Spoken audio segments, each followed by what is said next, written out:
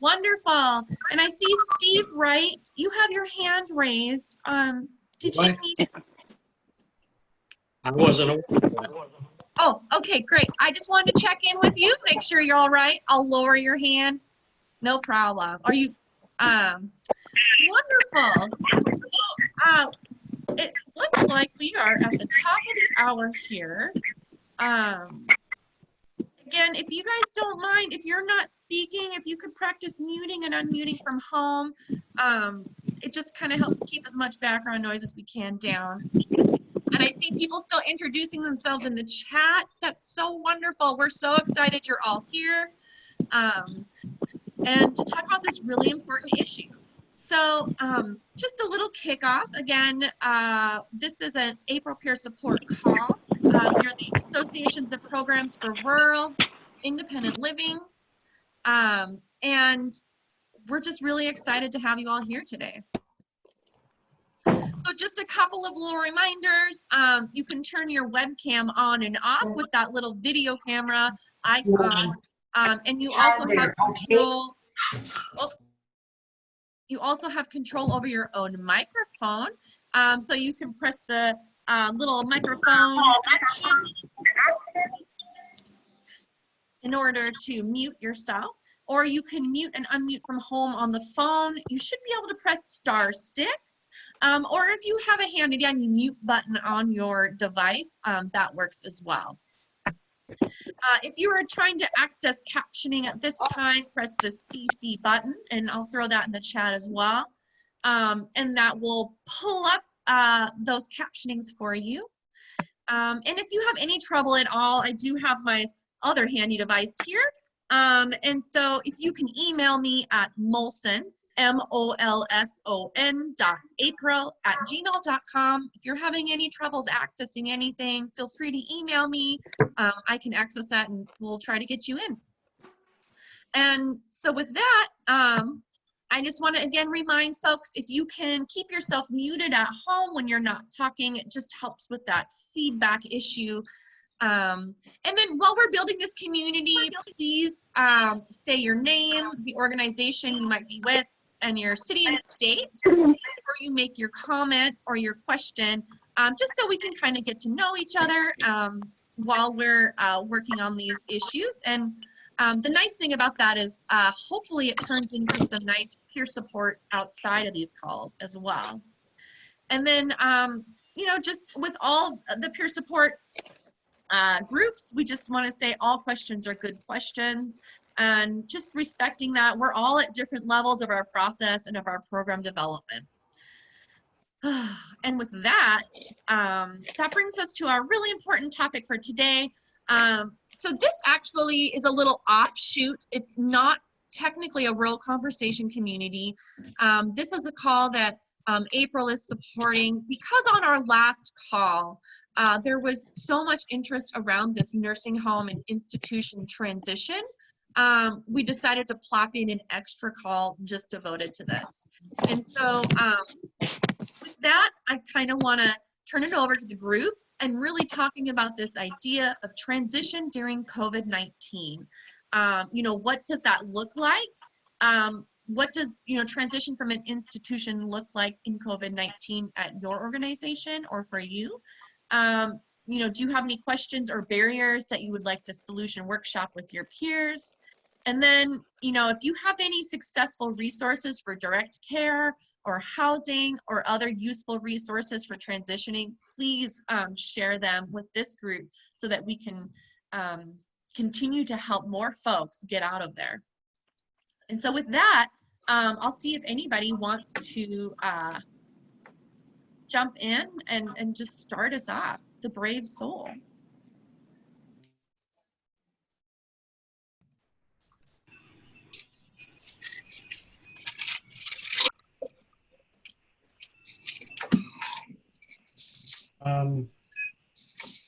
Good morning.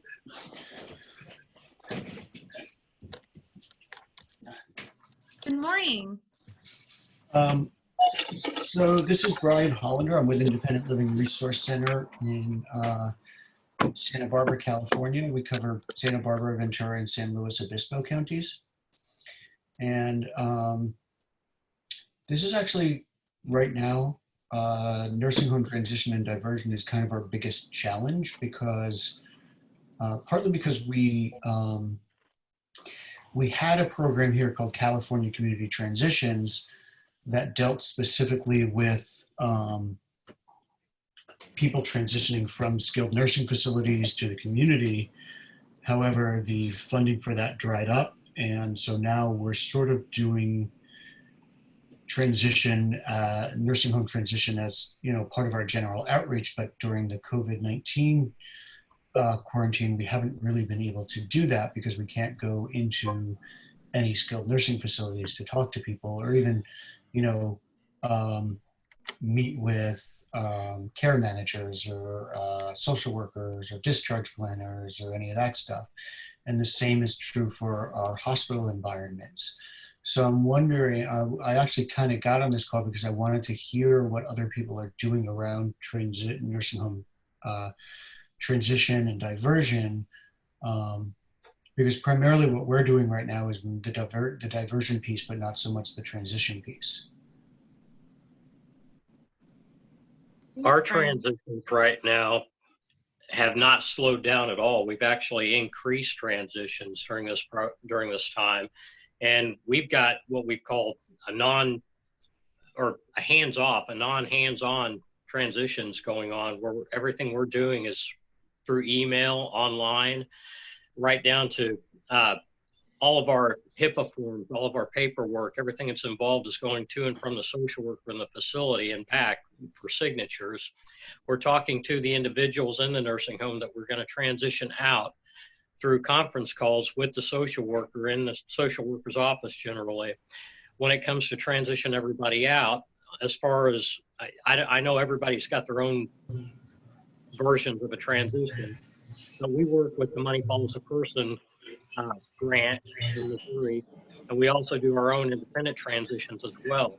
So when we go to move somebody out, we not only find them housing, but we use the funds that we have to purchase the household items and furnishings that they need. And we're doing all that online as well, and everything is being directly ordered and sent to their home and set up by the individual support system that's set in place, their family, their friends. So we're doing this without actually seeing them sometimes, but then again, we're doing it the old-fashioned way to a degree too.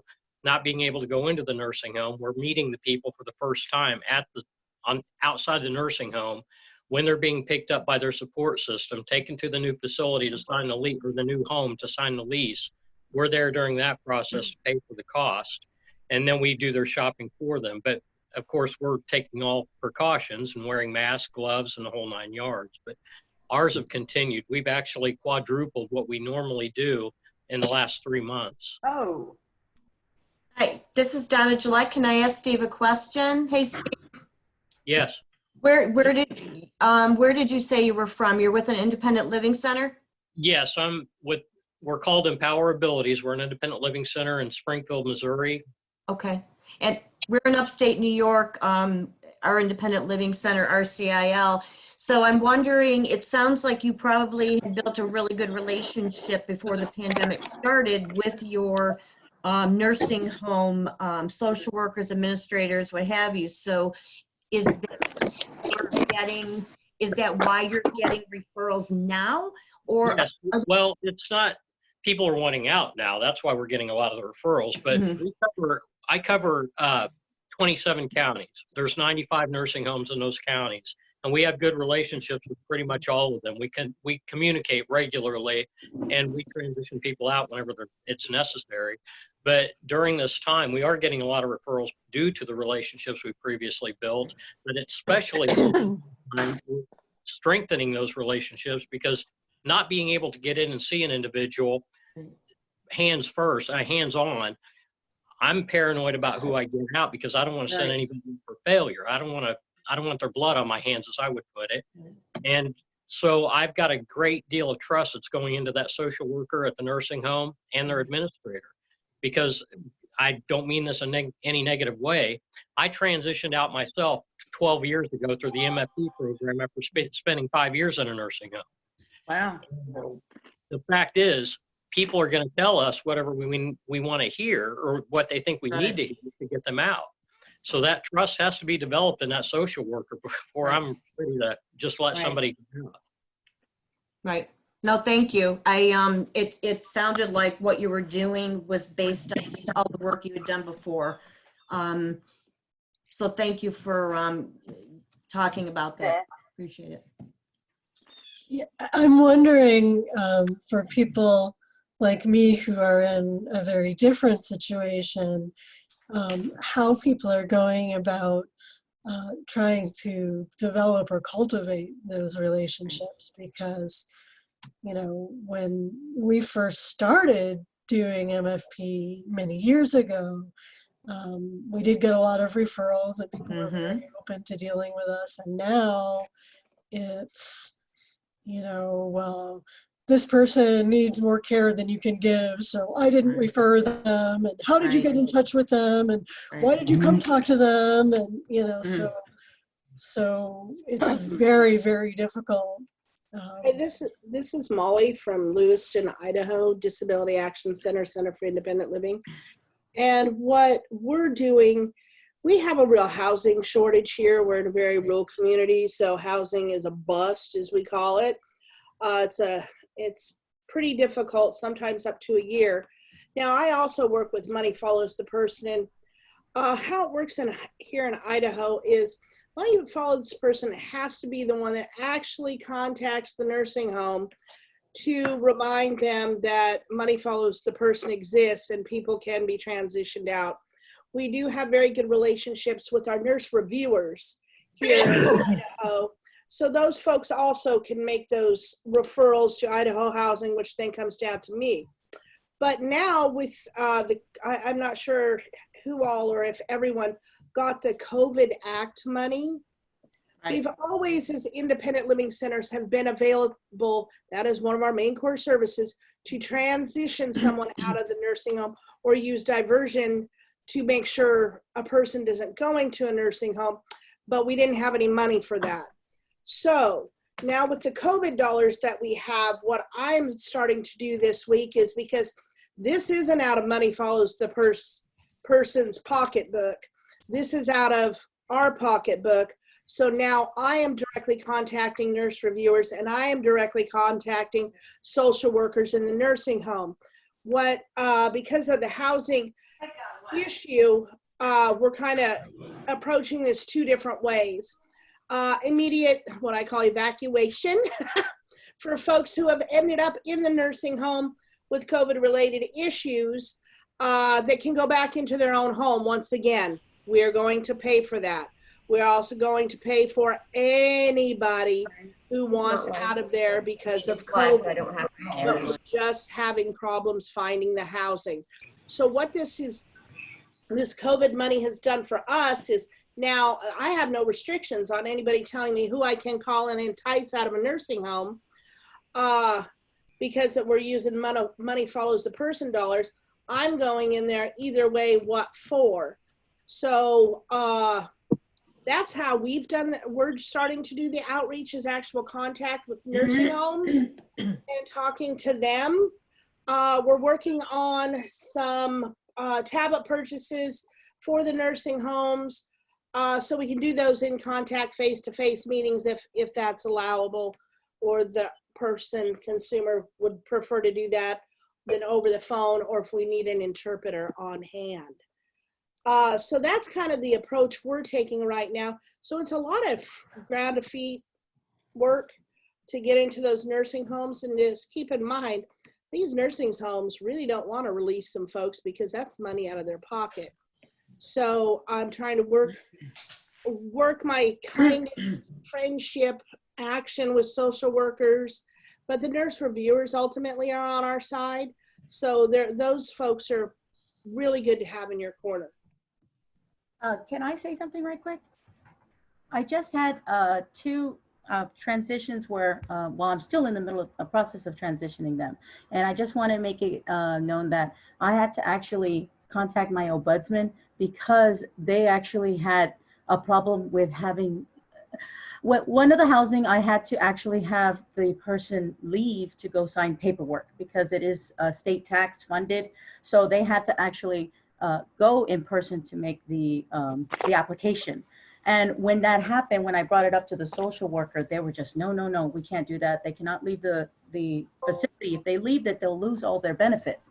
Well, of course, this is not correct. This is against the law and things like that, to the rights of the residents. So I actually had to contact the ombudsman to make this clear to the administrator of the nursing facility. So just to throw that out there, please do contact your ombudsman if you do have some type of hesitation or any type of need to contact somebody to find help to help the resident to relocate. On the second incident, I had a resident that had a unfortunately death in the family, but at the time he hadn't passed away yet. He had a massive heart attack, he had to leave. And I did have to deal with the same situation where she had to leave. She had to go for her family, to be with her family.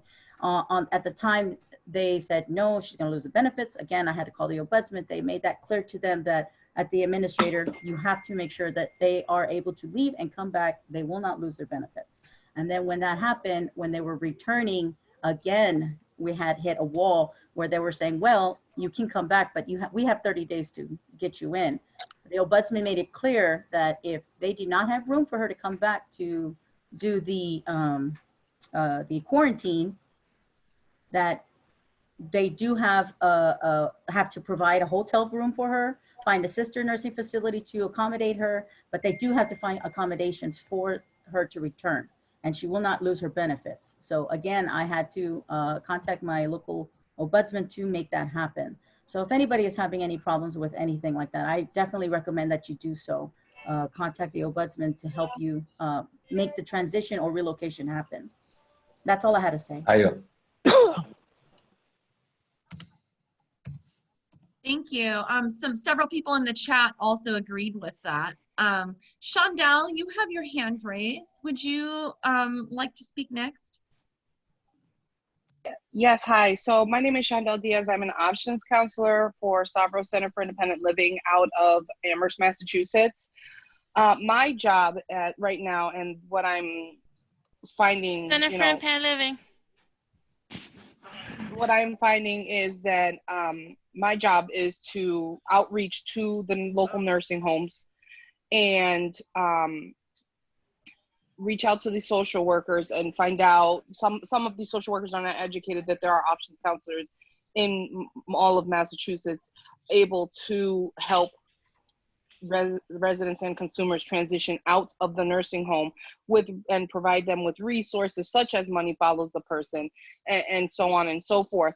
So right now, that's basically what myself as a part of the organization has been focusing my time on, is providing outreach. I do get referrals for consumers who either want to transition out or stay in the community with proper resources in place. I'm not finding so much of the pushback from the nursing homes that they don't want to release people, but it's all on educating the social workers on how the process is. I have had to use the ombudsman many times, especially around the COVID situation where proper communications were not in place for consumers' family members who were wanting to know what is going on with the consumer, their status, or any of that. So that's just what we've been experiencing here myself. Phone call completed. Thank you. Mobile, press U connect. Phone call completed. Sorry, I'm trying to find the person who's doing that. All right, got him. Great. I have some things to share. Sure, go ahead. Yeah. Okay, so my name's Denise. I'm with the Southwest Center for Independence in Durango, Colorado. Much like Steve, we are actually extremely busy. I have 4 transitions that will be transitioning out within the next month. One's happening starting Tuesday. I think for starters, relationship building is absolutely key. The very first thing I do when I talk to the social worker is ask her how she's doing, how she's hanging in there. Let her know I know what she's going through must be really difficult for her right now. I think that helps a lot.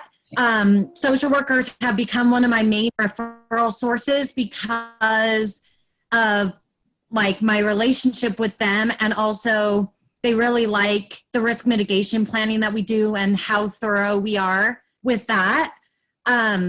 So I've done 2 transitions already during the pandemic, and some of my, and we're in a really small town. We're a town of like 18,000 proper. So some of my like tips, I guess, are like technology is absolutely crucial. So getting iPads or any sort of technology that the person is capable of using with them in the home. I just did a risk mitigation plan yesterday, and we're doing a Google Calendar that we all can access, so we can put items into the Google Calendar. We're getting them a Google Alexa, so that the Google Alexa can alert them, you have a doctor's appointment today, your ride will be here in 15 minutes, and a Google phone to go with that, with alerts as well, because I can't be in there checking the calendar every day. We're setting up mental health care for any of the transitions prior to transition, so that they already have that in place. We're doing all of our meetings via Skype. I'm getting everything signed and returned to me, and then I'm stapling it together with a sticky note that says actual doc, not.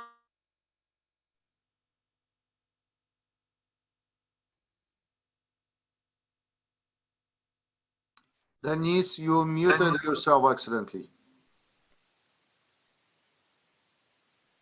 Oh, sorry.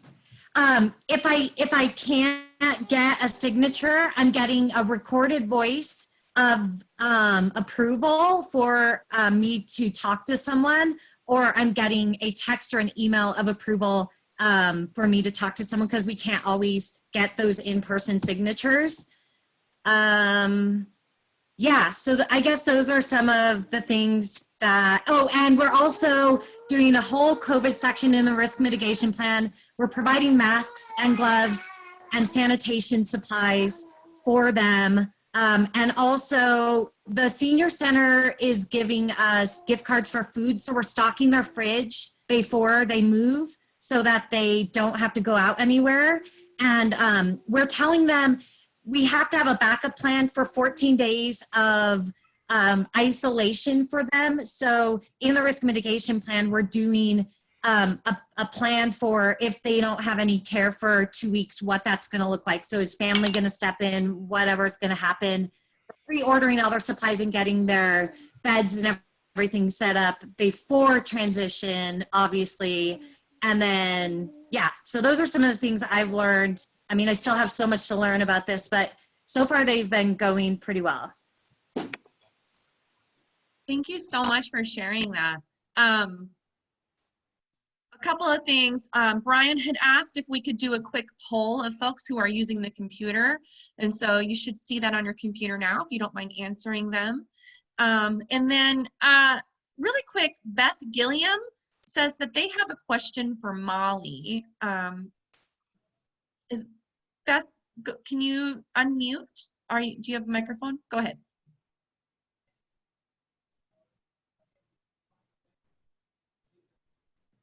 Beth?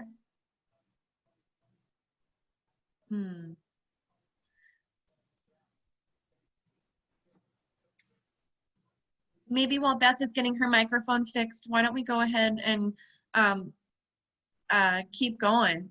Franklin, you said you have a question? Please feel free. Yeah, hi. So first of all, I just came across something this morning dealing with the long distance. There is a website by the name of Doc Sketch, and let me copy this. It's an online signature. Again, you can use that. You can probably use that and also list it as not an original signature on there. A lot of the organizations that we've been working with have been quite awesome. There are very few with limiting releases and such with us. If we copy, do a text copy of our consent forms, email it, and have them originate have them send us back an original email authorizing us to speak to that agency. A lot of the agencies have been very gracious at allowing us to use that to make contact with them. Very accepting. The question that I have, if I can find it, I wrote it down, was one of the biggest problems that we have along I have at least half an hour before I can leave.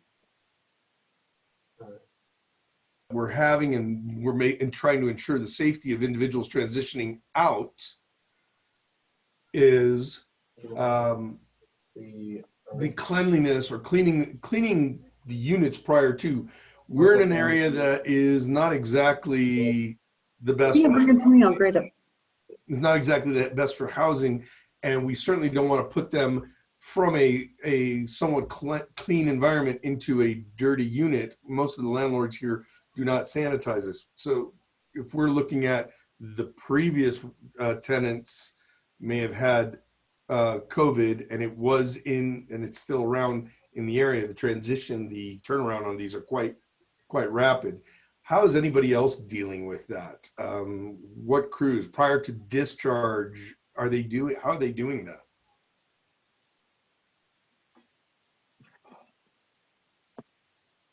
We've got good relationships. We've got good relationships. I not only try and build relationships with the nursing homes, but we try and do the same thing with property management companies around our area and throughout our counties. And most of the ones that we deal with, we try and promote their properties more so than others because of the fact that they're well taken care of. They take care of our clients really well too, and they're very sanitary. They take a couple of weeks' time just to clean up an apartment before they let anybody else move in. So the turnover rate may be high, but they're taking precautions and making sure everything's clean before we put somebody else in them. And regarding nursing homes and the relationships with nursing homes and transitions, we don't have any problem because we pretty much contact them. Zoom is a great thing. We were utilizing Zoom before COVID. We send out flyers to the 95 nursing homes that we deal with, and we have Zoom meetings. And because of the fact that turnover rates are so high in social services and nursing homes around here anyway, we often get people that aren't even familiar with MFP or transitions or even independent living centers. So regularly, usually every other month, we have Zoom meetings two times each month, or 2 times every other month. And we educate them on MFP and transitions and what a CIL actually represents. And that's how we promote that. And more often than not, here with MFP, these social workers have the ability to enter a referral through the Section Q of our MFP system. But rather than even doing that, we're getting phone calls all the time. They're just doing direct referrals to us or to here it's Division of Health and Senior Services that contracts us. And they're contacting Division of Health and Senior Services directly. It spreads word of mouth like wildfire. So we have no shortage of people that are trying to get out through the programs that we offer. I have a question for Steve. Hi, it's Donna Gillette, upstate New York. Steve, so right now with my center, we're in Herkimer, New York. We're part of our Utica Resource Center for Independent Living. We also have an office in Amsterdam, which is closer to Albany, in that area. But right now it's just me as the director and one full-time advocate doing everything we did before. I have been very concerned about what's going on, what we're reading, and what's going on with transfers to nursing homes, and using them at this time for acute care treatment for people they just don't know what to do with, obviously. And it's, for people with disabilities that we always know get ferried off in that direction after acute care from hospitals. But right now, I mean, we had the MFP program before. Right now, we do have an ombudsman program out of our main office, and that has seemed to me like the way to really find out, because they're working remotely, and when I talked to them recently, they're having good luck at still getting to residents. So, but right now, it's just me and my advocate. I want to reach out to our folks that we work with at the nursing homes that we have built relationships with, but I'm afraid I can't handle it with just the 2 of us. So we are looking at this. We're very concerned about this. And I'm so pleased that you're giving this information. We're having this peer discussion. I think that, you know, making the calls and really doing the ask, what can we help with? What are you seeing? What, you know, who do you have that you know has some place to go back to? So we can do all that. I just, you know, be careful what you wish for with demand. I just don't want to promise something that because right now we're not allowed to have any contact with consumers. When we do our soft reopening here, we're in phase 1 and just phase 2, we think. Our county executives are saying maybe we're in phase 2. Governor Cuomo is saying no, not yet. So we're working through all of that as information comes in, but we're not allowed to do anything that is face-to-face. So what everybody's talking about with the Zoom meetings, with the social workers, I love that. So I want to thank you all very much for sharing this. That I can do, and we'll just have to rely on some of our other offices for support and help if we get more than we can handle. Oh, sorry. I was just going to say that we're very much in a similar boat as you. We serve, this is Kirsten from Iowa, Iowa City, Iowa. Our center serves 8 different counties, and I currently am the only person that's doing transitions out of the nursing homes in those counties, along with other duties that I have. And I'm finding it very hard to get out there and build those relationships with very many nursing facilities. I have 2 that I'm pretty close to right now, but the others, it's just with the demand of people wanting out and all of the other job duties I have, it's just kind of really hard to be able to meet the demand of people and be able to get out there and let them know that we even exist. So I'm in the same boat as you. So I'm wondering kind of the same thing. How do I, with me being the only person, grow this? Because we really want to grow. I see an injustice when people are wanting to get out and they're not allowed to. How many independent living centers are in your state? So in our state, there's 6. And if you think of the state of Iowa, it's kind of like a belt that goes across. We have 99 counties in the state, and I think only 30 are actually covered by a center, something around there. Sorry. Okay. But so it's pretty, there's not a lot we can do with every county, and I'm trying my best to be able to connect with case managers. That's a good thing, to connect with the case managers in the nursing facilities. If you connect with them, they will just refer people to you because they see the need as well. But like I said, with only me being the only person doing it, it's kind of tricky to be able to get out there and get. Well, I covered Southwest Missouri. We started out with just 8 counties and developed into what we have now, the 27. But I done it alone, and I only have one person working directly with me right now. But we've subcontracted to That's all right, Steve. You're making us look bad here. Well, we've subcontracted 2 other independent living centers that are in more rural areas, because there's a lot of rural counties here. Right. And so the rural counties, we assist each other in those. And that's why I was asking how many centers you had in that state, because of the fact that if you work together like a lot of the ones here, we don't have any issues with transferring a client to another county or another region or whatever, just to try and help one another get somebody transitioned out. And a lot of the rural counties, it's not the fact that they can't transition people, but they don't have the resources there. So in a lot of the counties that I'm covering myself, we're gaining resources. We're putting them on a truck and taking them to the counties that we're transitioning somebody into. So we're buying our products and everything in Springfield and taking them 100 miles away to the place that the individual is actually moving to. So the resource problem and the lack of help is a big issue with a lot of the rural independent living centers. This is Mary. Oh, sorry. So, just 1 minute. Sorry. If you don't mind, I just wanted to follow up. This is going to be a quick question. Molly, Beth was unable to get her microphone to work, but can you just clarify, do people need to be in the nursing home for 90 days, like through MFP programs? No, not at all. Using CARES Act. There's no stipulations.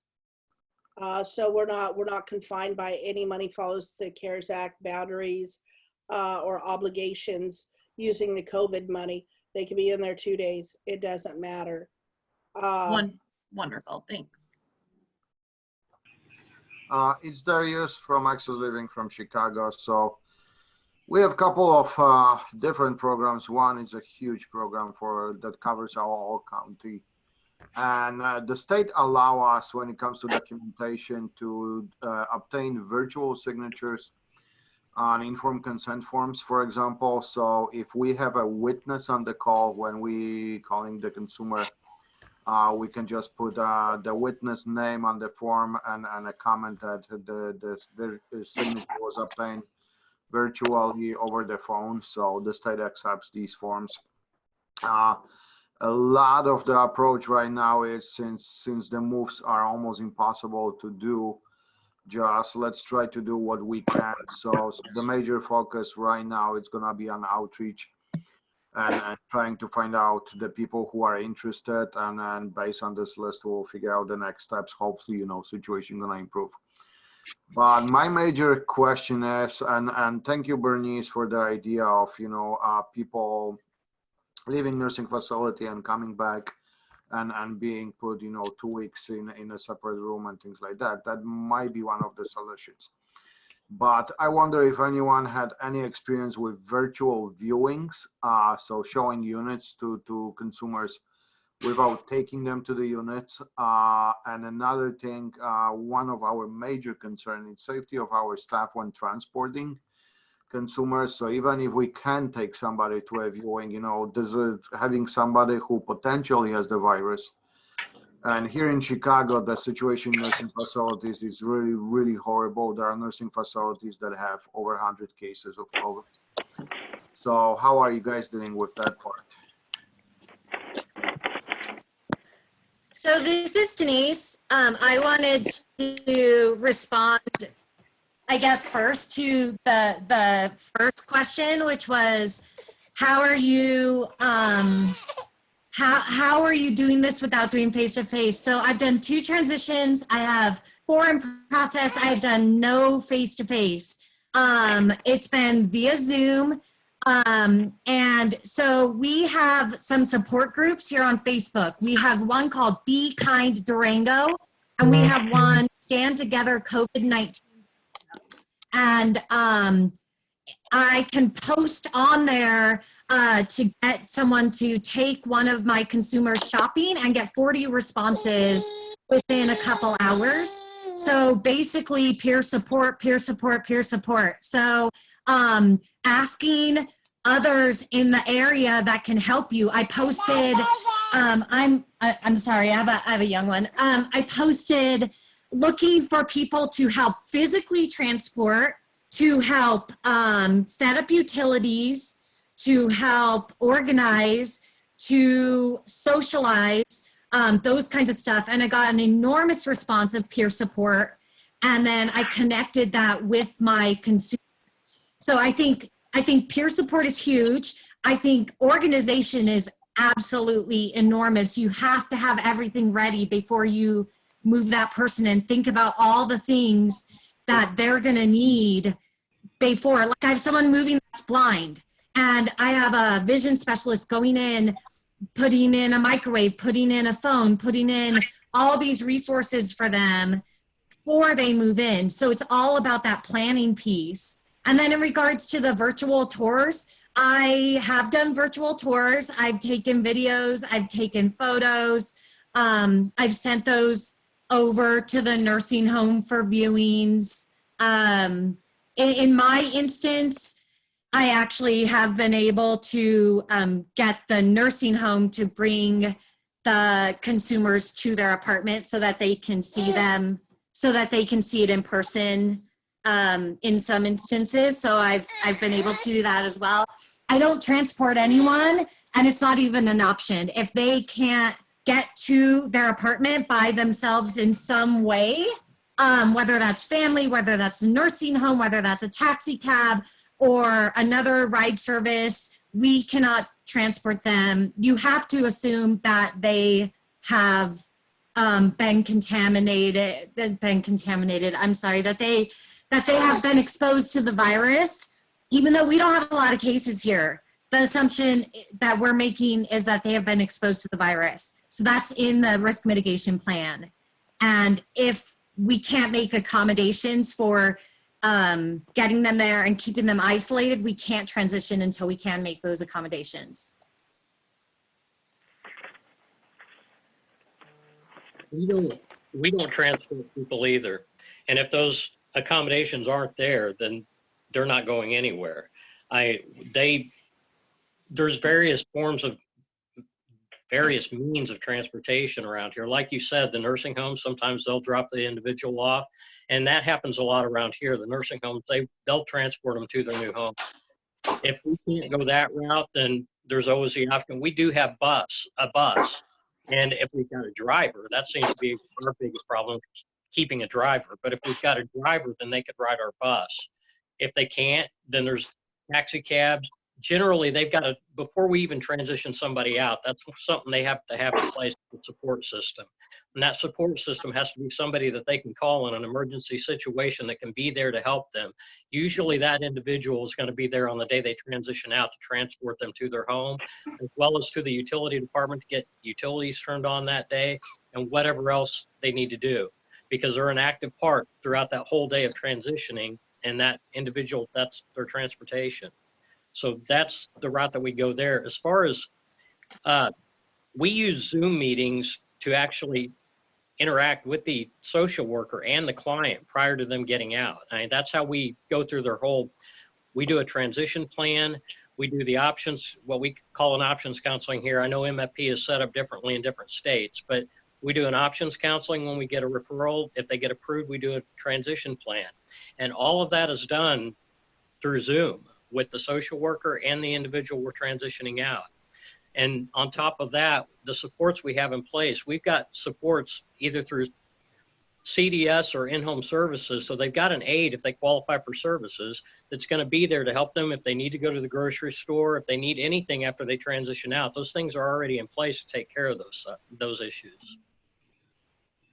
This is Beth Dewald, and I'm from Jamestown, North Dakota, rural America, and deal with a lot of the same challenges, whether it's inner city or farmland. But anyway, I wanted to make a couple red flag comments regarding Denise's ideas. I think they're great and great utilization of our resources. However, I also am dealing with vulnerable individuals, and I don't have the time to screen everybody, to do background checks on everybody that is going to volunteer to, and I see some nodding of heads out there. Yeah, I wondered the same thing. Yeah, and we're lucky, at least in our area, and a lot of your areas should also have this, is a volunteer program that's available out there, something like RSVP, that take care of that kind of business for me. And so that was just a concern of mine. And on another point, I also, with COVID, I'm working really hard with a family right now that the transition should occur on the 19th. I'm celebrating that this gentleman wants to do this, but he also is one that kind of does parrot talk for whatever his spouse wants. And the biggest thing right now is that they have not been able to physically see each other since February. And so that's the big driving force. Is it the safest, best option for him? Oh man, I'll do anything I can to get him home. I think that's wonderful. But I'm also trying to really be realistic with the spouse. Are you going to truly be able to provide care for him 24/7, that he is in a safe environment also? And she works 8 hours a day. And so finding the services is a challenge, because we have great services in town, but a lot of them aren't taking on any new responsibilities right now because they're having trouble with their staffing issues. And so that becomes a challenge for me. But at this point, I think we got all the things in place to make that happen. Hi, Hi, my name is Bobby Fields, and I'm with the Memphis Center for Independent Living. And I have a question. I'm basically the only transition person in my organization. I've transitioned, like the young lady said, I've already transitioned this fiscal year 3 people during COVID. However, I do more than just the nursing home transition. I also do preventive institutionalization. And my question is this, if someone can answer it. I transition not only in my state, in my city, but I have transitioned from state to state. That's what I'm using there. Thank you. Yeah, it's fine. And in doing so, I have met with quite a few obstacles in being able to utilize the COVID-19 CARES money funds. So I would like to know if anyone else have transitioned from state to state, and what problems have you encountered in COVID-19? I transitioned one from Texas to Missouri, to Springfield, Missouri. And the hard part about all this is the fact that each state has their own Medicaid program. Yes. So the problem that I ran into, I ended up having them transfer to a nursing home in Springfield. That way they were here long enough to get on Missouri Medicaid. And then after that, I transitioned them out of the nursing home here. Well, fortunately, on that end, I think I'm proud of my state because the consumer can start that process before they even get here, as long as they have a physical address here, be it a relative or a friend. So that process has already begun with transfer her care from state to this state choices program. Well, which our program is called Choices. Our home and community-based service is called 10 Care Choices. That process has been started, but until that has been approved and put into place, she is going to still need services. And being able to utilize the COVID-19 to cover some of the medical equipment that she's going to be needing temporarily, and other factors, transportation and so forth. How have you dealt with that? Well, the one that I got up here, I wanted her to move into a nursing facility here for the simple fact that I couldn't see who she was in Texas. She didn't have the ability to do Zoom. And as I'd mentioned before, a lot of people will tell you whatever they think you need to hear to get them out. I didn't want to transition her directly from Texas into a home here without seeing what condition she was in and knowing what needs she had, so that I could have the correct supports in place. So putting her into a nursing home here, or helping her get into a nursing home here, allowed me time to both let her get on Missouri Medicaid and me to find her an address to move into, and for me to see what needs she really had. And once she got here, she was here 30 days and I transitioned her out. This wasn't an MFP case. It ended up being, we transition people without MFP all the time. Actually, the funds that we earn through MFP are put in a savings account, or an account just specifically to transition people that don't qualify for MFP. But we got her here. She had a friend that lived here, and that's why she wanted to transfer up here. But once she got out, that friend provides her transportation. We set her up with in-home services. So she's got an aide that comes out 5 days a week, 3 hours a day. And outside of the services within home, she's got that friend that's pretty much there in her life on an active schedule daily.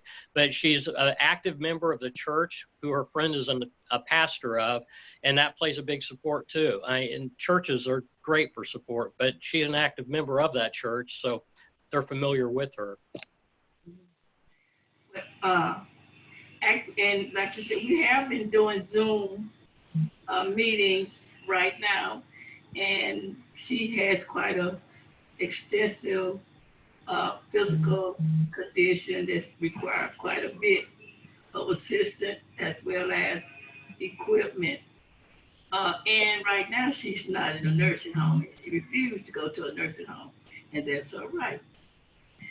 So I'm charged with helping her, like I say, to be able to utilize some of the COVID-19 funds to help her with equipment that the insurance will not cover that she has presently, and other transportation needs and doctor and stuff like that. Like I said, I do a lot of preventive as well as I'm on a Zoom meeting that I'm just listening. issue. Does the Independent Living Center down there refurbish DME and donate it back out? Oh yes, we have we call it Mid-South Act.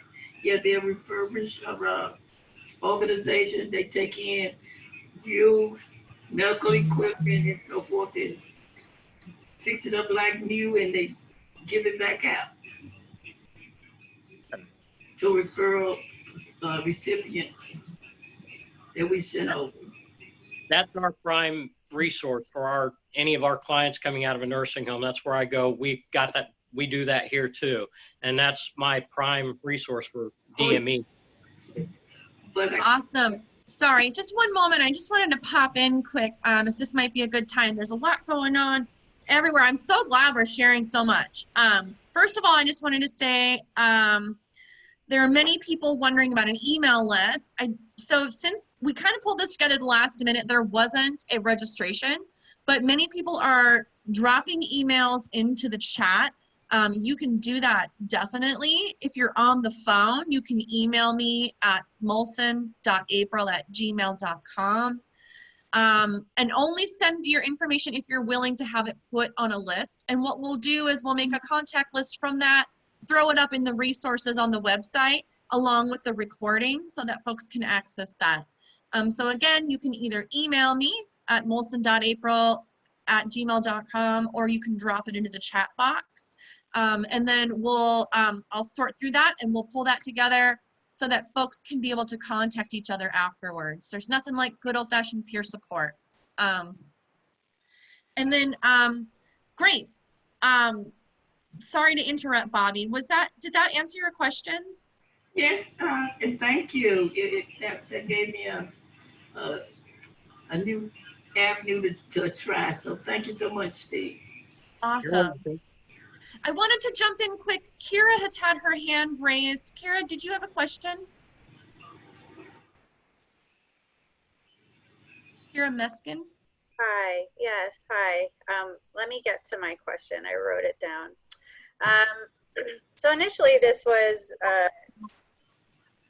I'm just gonna reflect. So what I'm hearing a lot of is that there's this underlying issue of resources, what we have and what we don't have. And so initially this question was to Steve, but I would like to open it up to others as well, because I'm wondering, when you were discussing the resources you're bringing to people and the resources that you have and you're utilizing, we've heard some of them, but I'd like to hear more about like the tangible items you're getting specifically in terms of resources, and then also how those resources are being allocated to you. Yeah, allocation is a huge piece of this. So it's either being funded to us, right, or we need to advocate for it. So that's my question. Are you talking which resources specifically? Just give me an example. Sure. I mean, something I'm working very much on in the Chicago Cook County area is accessing PPE. So that's one example. Yeah, just knowing the various organizations you're also like allying with to make things happen. It sounds like there's interdisciplinary approach that's not as siloed that some of us are used to. Yeah. Are you working with MFP? Well, Darius is here from Access Living. He would know a lot more about it, but it's not something that I think it was a pilot program here, and we still follow those steps and guidelines, but it's not something that's supported by our state. It's not a state program. Well, that's one of the things, one of the resources that we have here is we went to our state about PPE because we wanted to be able to continue with transitions, and we gave them the reasons why we wouldn't be able to without it. So they allocated a certain amount of funds through MFP funds to pay for PPE for each of the independent living centers. Well, not independent living centers specifically, but each of the providers that transition people out here. So we're getting enough PPE to supply us and the subcontractors that we have that do transitions. So that's our resource for that. But we also have access through our AT department who have connections to get PPE as well. And I'm not sure what resource they use, but they've got resources too. What about for nursing homes? That's actually an area that I haven't explored. I've been focusing more on home-based services and providing folks with PPE, but how, like, has anyone even worked on that at all? I'm just curious. Like accessing, like getting it to folks who are living in nursing homes? Getting PPE to people in nursing homes? Yeah. Our state is pretty much, in Missouri, the state is responsible for that. The state has resources for the nursing homes and they're getting theirs through the state. Yes, that's the same thing in Texas as well. The state is taking care of that. I'm more concerned of the PPE for home providers. That is not being resourced. Well, I don't see it being resourced in Texas. We have several providers here in Missouri, and we are one of them. I mean, we provide an in-home ourselves, but we're supplying our company, our aides, with the correct PPE. And a lot of the facilities down here, a lot of the providers down here are doing the same thing. I can't attest for all of them because not all of my clients use all of them, but the ones that I'm lining my clients up with, they do have the correct PPE. This is Sandy Pop from Options for Independent Living in Green Bay. That's where we're having an issue with, is getting our personal care workers PPE. And we have a consumer-driven program, so they find their own personal care workers, and we act as the pseudo employer. So when you are saying correct PPE, so we can find a lot of the dust masks and things like that, but are you talking about surgical masks, N95s, those types of things that you're able to locate right now? Right here on the screen, if you could see it, this is what we're getting. And I get them by the case. Distribute them to, those are the masks. We get surgical gloves, we get latex gloves, we get sanitizer, pretty much gowns, pretty much anything we could. Wait, from who? Can you reiterate from who? We're bringing them through sources here, but we're getting the funding through the MFP program. And what we don't get through the MFP program, we're using our, I don't know if everybody has it, but we have an IL grant that we get here in Missouri, an independent living grant that goes to all the CILs in Missouri. There's 22 of us. And that IL grant funds some of the PPE as well. But we've got our own online distributor. I could get that information for you. I'm not the one who orders it personally. I just put in what we need and our HR person orders it. But I can get the information from the distributor. That way, if you guys want to try and order from there, you might be able to. That would be great, but really my question is, are you just using the 3-layer masks or for the appropriate, or are you using N95s and the medical grade surgical masks? Right here, medical surgical masks. Yep, and that's what we're looking for. So if you can get a provider of those for us via however, the email chain, that would be fabulous. Those are the only things we haven't been able to find. We can find hand sanitizers, we can find wipes, but the medical grade masks is what, because we're not going to be able to supply all of our personal care workers with N95s just because of the expense. We do not have a pot of funding. We're using the little bit of COVID CARES Act that's coming down to the independent living centers in Wisconsin. We don't have money follows the person here. We have MCOs, and I saw a lot of that on the chat, that people having to deal with MCOs in their states, their managed care organizations, and they really pretty much rule with anybody that is in nursing homes. So I'm expecting them to be getting the appropriate PPEs for not only the individuals that they're transitioning out, but those that are in also. But for us, for just our program, we're having a tough time finding the surgical masks for our personal care workers. So any information would be just appreciated more than you know. We were slow to get them, but we don't have any problem getting them. They're just slow to get back to us with them. But we're buying them by the case. I mean, we have no problem getting them through this, whoever our distributor is. Well, if I could get that, that'd be great. I put my email in there because we're not opening yet. We're on a 3-phase covering the state of Wisconsin, how they're reopening some things. And so we're still in a red phase where we just have too many active cases. We cover 17 counties. So we have a step plan that will reopen just the offices. We're all working virtually.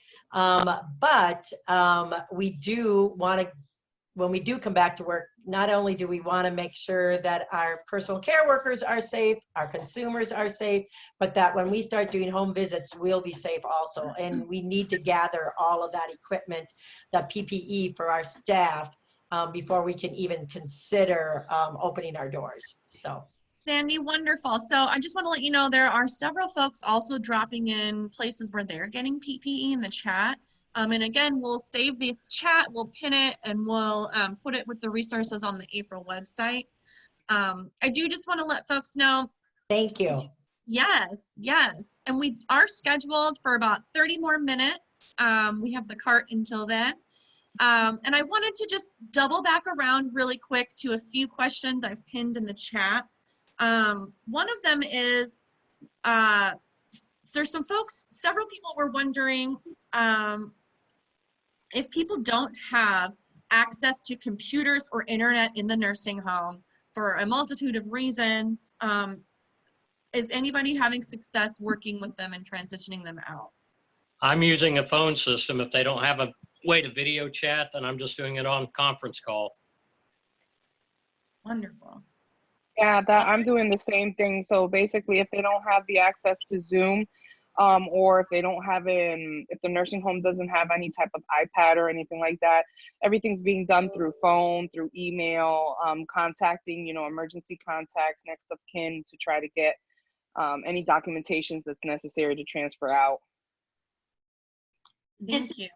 This is Marcy from the World Institute on Disability.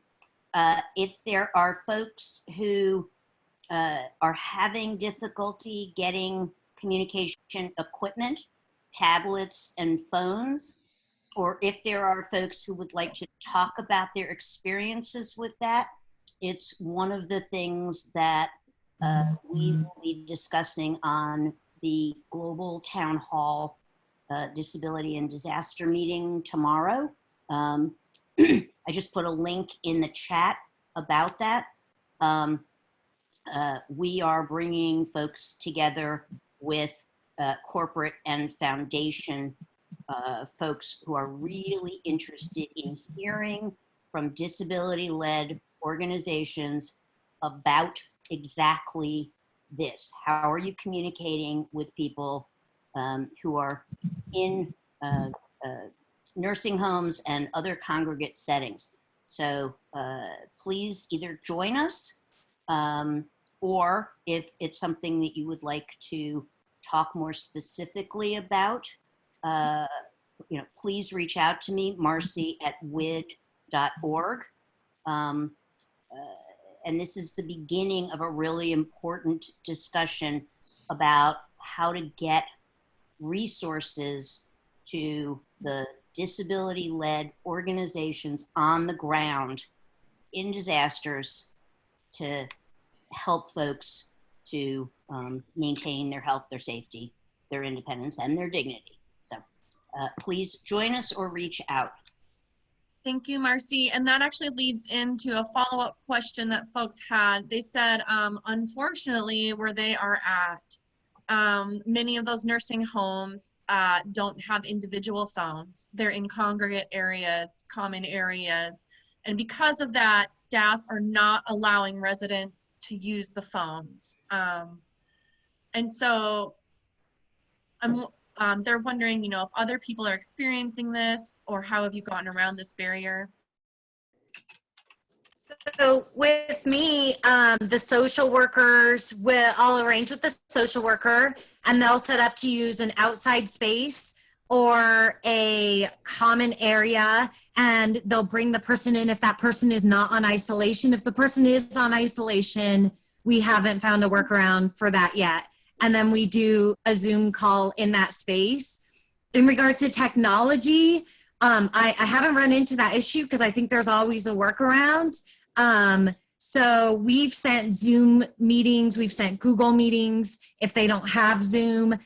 We've given the nursing home the resources to set up those chats for us. And through the AAA grant, we can get, and I think everyone, because I believe there's a national grant out right now with that you can get technology for anyone over the age of 60. So we've been able to start to get iPads and things like that for our consumers that we're working with. But personally, I don't do a transition if I can't see them face to face, because I just don't feel comfortable enough not being able to at least, I mean, via Zoom, like if I can't do a FaceTime call, if I can't do a Zoom call, if I can't do something, I feel like in order to do my risk mitigation plan, I need to see them at some point. Maybe the first phone call is a phone call if they're just kind of dipping their toes in, but at some point I require a video call. Oh, and I was gonna say with Steve, like what Steve said, we have state funding for all of our PPE too. I this morning just dropped off a whole bag of PPE for my transition that's transitioning Tuesday, and I left it with the nursing home, and it has gloves and masks and sanitation supplies, and then her apartment will already have all the cleaning supplies, and all that's paid for through the state. So we have funding for it. Thank you. And then Jody wanted to add in the chat that they actually offer to and buy prepaid cell phones if they need to, and then drop them for that individual. And then Frank mentioned that there is a technology training. It's called Senior Planet, and they will assist nursing homes to set up and train individuals with their own technology or with available technology, like smartphones. So that's another resource. I just wanted to add something right quick. Also, I haven't heard anybody talk about the stimulus. And one thing that I realized, and I did find out through Ages in Aging website, well, through a seminar, was that the stimulus is still being provided for those who are in the nursing facility. What I'm finding out, though, is that nursing facilities are not alerting the residents of this. There is this whole assumption that if they do get the stimulus, that they'll be discontinued off of the benefits, but that is not true. I just wanted to bring it up so that way, if in case anybody does run into something where you're relocating someone, that what I had to do was make sure that the nursing facility writes out a check to that person, because the facility is receiving the funding for that person, but they are having, well, in this instance, they had to write a check out to that resident before they leave. So in case anybody is dealing with that, just know that that stimulus money is their money, is not accounted as income, and it does not affect their benefits. And they have 12 months to use that money before it is considered income. So that's all I had to say. The only difficult thing about the stimulus that we've really had to deal with has been the fact that when we go shopping for anything on a transition, almost everything's out of stock. Trying to find resources for all the things that the transition needs, it's a nightmare sometimes just dealing with that aspect of it. Everybody's taking that stimulus out and acting like it's Christmas and just going out and buying new things.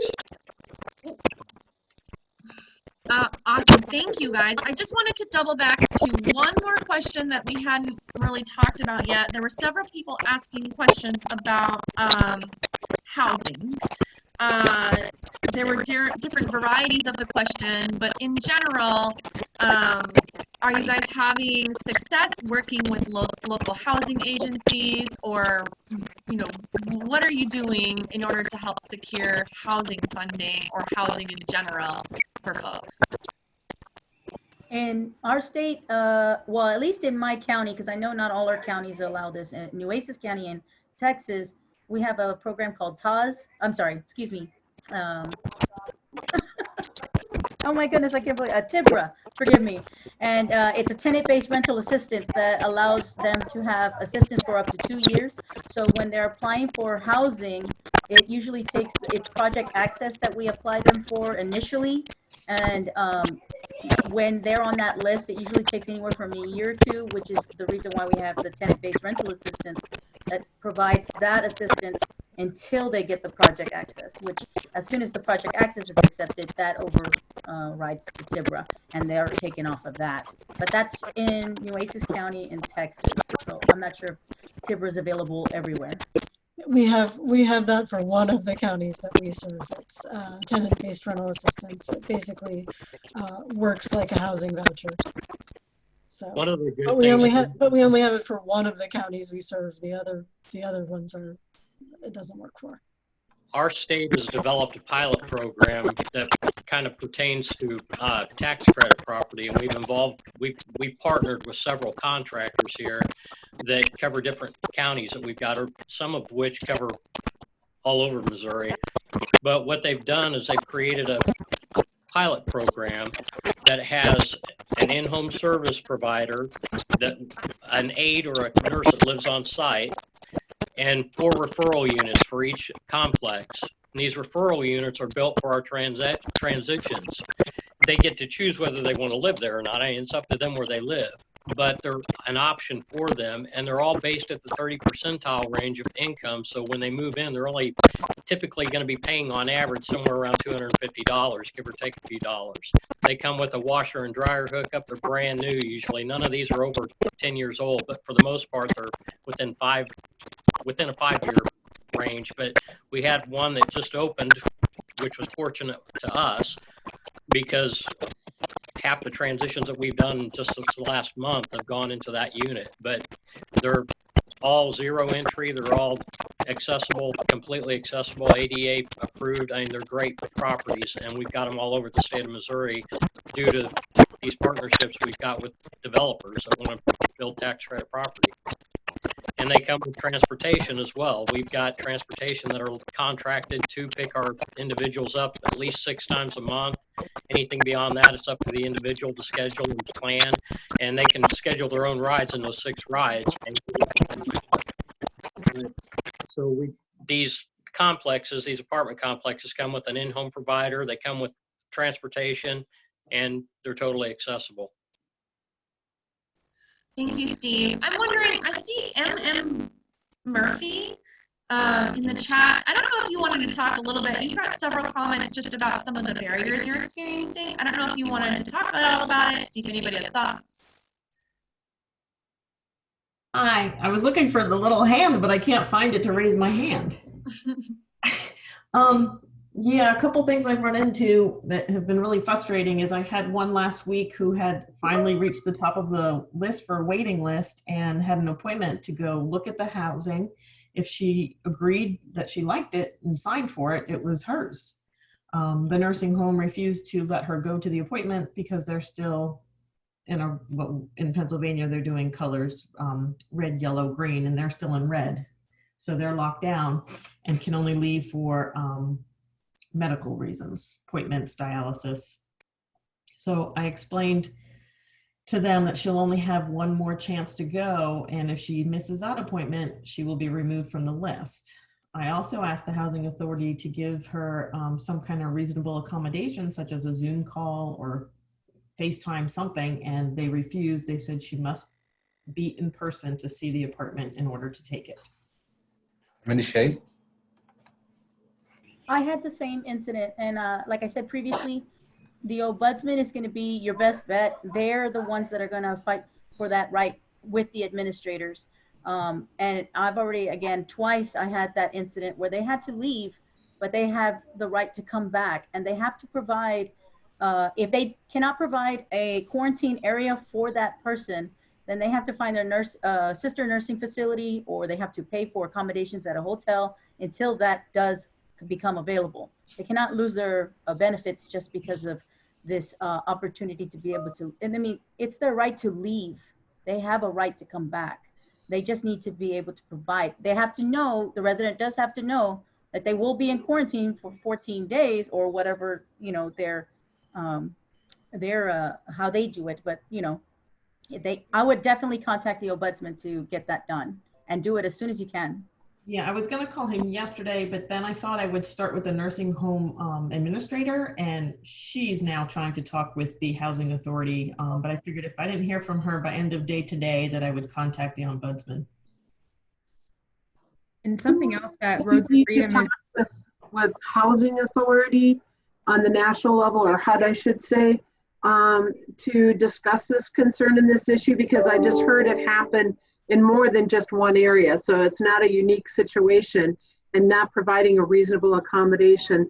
And the second thought was contacting your local state housing authority to determine if they've got any resources or tools to give you to bring back to those housing authorities to educate them on the rights and responsibilities they have and the rights and responsibility of your consumers. And I also wrote this one down because I'm on the board for our local housing that covers a multi-area, county area. And I'm going to be talking with them because I'm not aware of any issues we've had on that front. So I kind of got my undies in a wad for you. It's Lackawanna County. Can you please tell me again, who did you contact so that way they can find resources, Ms. Beth, about contacting the housing authority? What did you say exactly? I'm sorry. I would suggest you talk to HUD on the national level would be one, but I would first start with the housing authority in your state, because they should be there to provide guidance and support. Thank you. Great. Thank you. Shondell, go ahead, please. Oh gosh, this thing. Okay, so in regards to housing, unfortunately, Massachusetts is a very small state and we're very overpopulated. So other than doing a CHAMPS application, which is the statewide application, and or trying to assist consumers to either go back to their homes or get into congregates, I really haven't had an issue with housing per se. What I will say though is I in regards to some of the nursing homes in my area, one or two, I'm not gonna say all of them, just one or two, where I've had to bring in the help of an ombudsman, I've been blunt-faced told that the ombudsman is an advocate just like you. So I wanted to see if anybody else has had that experience. And yeah, I've definitely had the experience of really the ombudsman not being particularly useful, and the people, the residents of the nursing home, as soon as I say, what about the ombudsman, just sort of start laughing.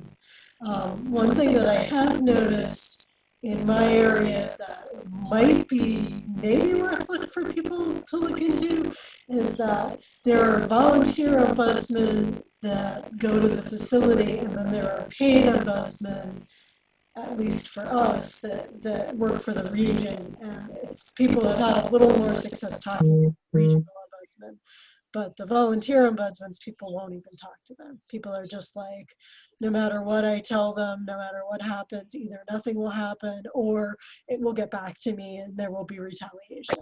So I'm also wondering if other folks are having that same problem and how they're kind of getting around it.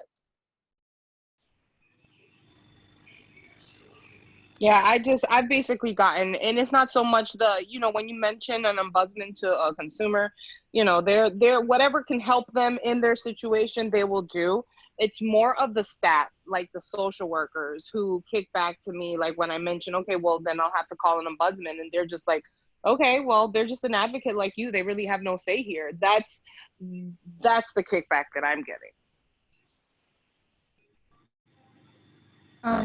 Speaking related to COVID and housing and things like that, our CIL is developing an evacuation and relief program for consumer choice. We've had nursing homes just completely full of COVID, no options to leave. So we are working with local commissioners in the state right now. We've partnered with people in the community to offer 30-day hotel stays with We partnered with local restaurants to provide the food. We've been partnering with PAS agencies to do in-home care where they have a joint room, just to give them the options to, you know, quarantine appropriately. Many of the nursing homes in this area have, you know, 4 people in a room, 2 people in a room, very little options. And we're up to 22 deaths in one nursing home in particular with only a census of 88. So you can imagine that the impact was pretty severe. So that's something that we're working on currently.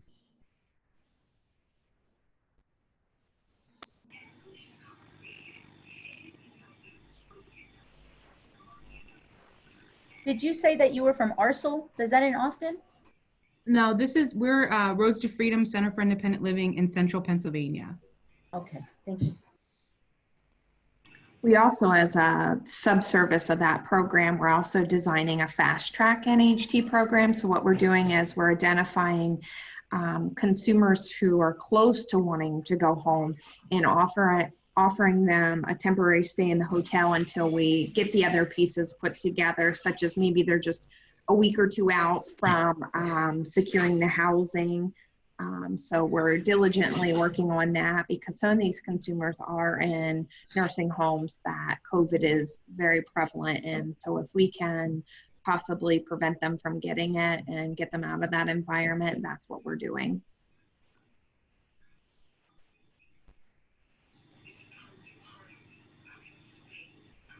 Thank you.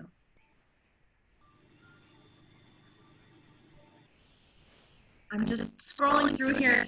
Oh man, this has been fast and furious and really useful. I'm really glad that so many people were able to join. Just a quick update, there are people emailing me wondering about, can they get access to everything going on right now? Yes, so we will put it on the April homepage, and we will also send it out on our listserv. I'm going to record this recording in a whole, and you can look at it as it is now, or you can just read the transcript that I'll make available, or and also the chat information and those resources. So it'll all be on the website. I know everything's been happening fast and furiously, but I just wanted to mention that again really quick. And we've got about, oh my gosh, it's already been almost 90 minutes. We have about 7 minutes left. I'm wondering if there are last minute questions that people didn't get answered. I've been trying to follow the chat, but are there any issues that really we didn't get a chance to cover yet?